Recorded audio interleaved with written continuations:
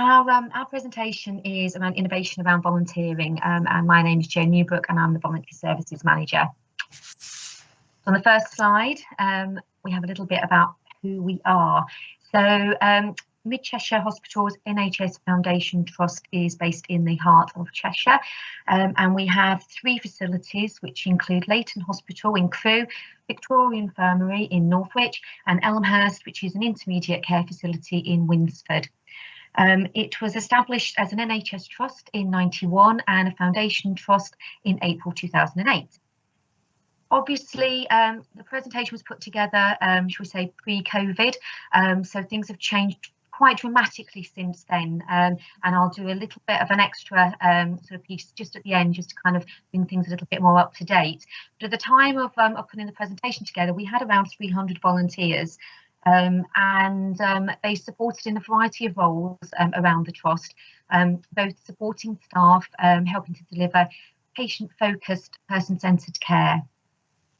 Volunteers at that point provided a lot of assistance right across in many functions, including on the wards, in clinics, reception areas, hospital radios, completely run by volunteers. We have a strong chaplaincy team, and we also support the charity. Okay, next slide.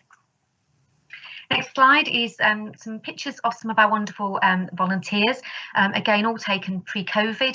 The first one on the top left is just shows the sort of scale of our inductions that we were doing in a sort of classroom environment. We then have pictures including a hand massage volunteer, one of our radio broadcasters. On the bottom row we've got one of our handholders, then one of our ED volunteers. We then have a lovely group of volunteers attending wheelchair pushing training, and finally one of our wonderful ward assistant volunteers. So the presentation today is around innovation of new volunteer roles at the Trust, and our Voluntary Services Department has a proven track record of successfully launching new roles in areas of pressure in order to support staff, improving both staff and patient experience. We work really closely with wards and departments from sort of concept to launch, ascertaining the needs of a role and basically speccing them out, looking at what the key duties are, what the key skills and what experience our volunteers need to have. At the point of, again, putting the presentation together back in March, at the sort of 12-month period prior to that, these were just some of the new roles that we had. We had around 20 new roles, and they did include our theatre handholders, emergency department inquiry volunteers, and e-learning support volunteers. Okay. So just talking a little bit more about our sort of, innovative new roles. The volunteers sit within multidisciplinary teams across our organisation, and through our innovation and engagement with services across the Trust, we've had real tangible benefits to both patients and staff. The model is transferable. The benefits that we felt at our Trust can be replicated at other acute trusts. The model is also sustainable. By unleashing the potential within volunteering roles across the organisation, volunteers can feel both fulfilled and there are measurable benefits. So in summary, in order to meet the demands of a growing population, we have fostered the support of volunteers and used this as an innovative way to create real sustainable benefit to both patients and the workforce. We chose 3 of our sort of new innovative roles to focus on in this presentation. The first one being our emergency department inquiries volunteers. This was a really sort of exciting launch. It was trialled back in March 2019, and it followed the 90-day streaming project in that department, where from a waiting room observation exercise, it was determined that around 1 hour or around 10% of staff time was spent doing things like giving directions, answering inquiries. So we decided to work closely with the department and put together a role which volunteers could step in and do instead. So the ED inquiry volunteers were based in the main reception entrance of the ED. They then became the first point of contact, as patients or visitors entered the hospital through that entrance, they acted as a filter, so they could ascertain the needs of somebody coming into that area and signpost and redirect them as appropriate. They were able to assist with general inquiries, they directed to other departments, they would assist with things like car park payments, locating wheelchairs. They also offered practical and emotional support, sitting with patients, keeping them company, getting them a drink if they were able to have one. So offering sort of pastoral and emotional support, as well as the support to the visitors and the patients of the ED. It was also a massive support to our staff working in that area. Obviously, it lifted these inquiries from them. They also help with things like simple admin tasks, and also maybe making them a drink as well. And providing that extra support allowed the staff to be freed up and to concentrate on clinical duties.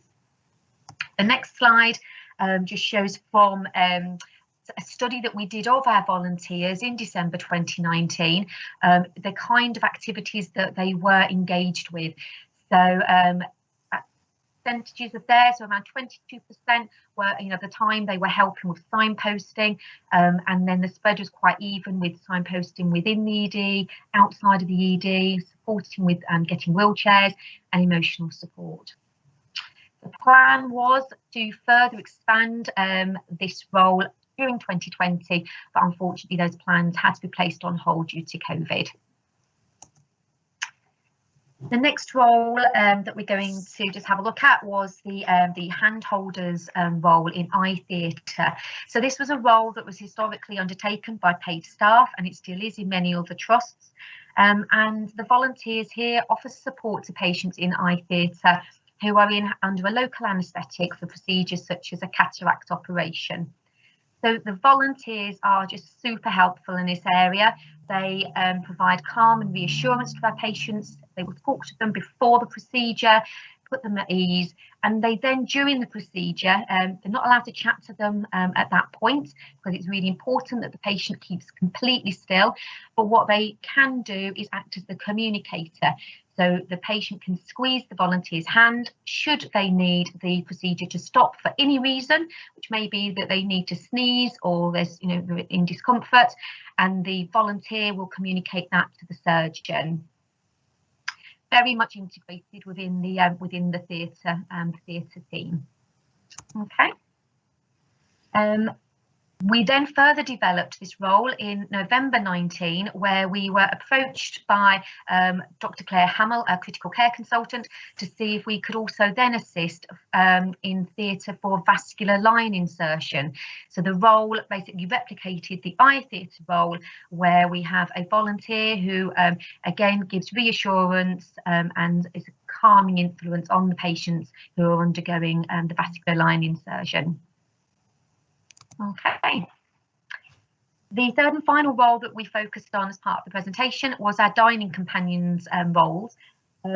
This came out of the National Inpatient Survey in 2017, where with the question, did you get enough help from staff to eat your meals? And we didn't score sort of particularly well that year.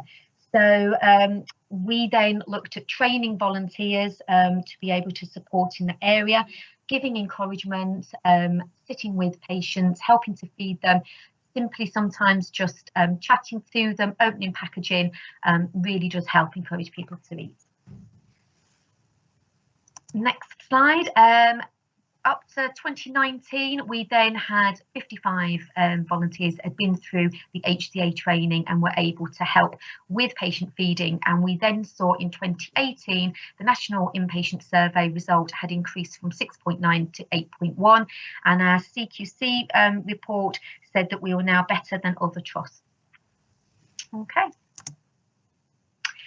I know we're running short of time, so we have collected some great staff feedback, which if at any point anyone wants feedback when the presentations are up, please do take a look. We'll go on to the next slide. These were some of the roles that we were going to then further develop. This didn't happen because of COVID. We have instead launched many other new roles this year to support the trust during the COVID emergency. Okay, this slide just shows some of the recognition events that we have. So things like newsletters, working closely with schools and colleges, long service awards are all ways that we celebrate and support our lovely volunteers. Next slide, that's it. Just very, very quickly, I will just say that because of COVID, obviously we have made a number of changes, but we have supported in lots of alternative areas this year. Things like helping deliver medication in the community, manning face mask stations, delivering PPE to wards, and now supporting visitors who are returning to the trust. Thank you.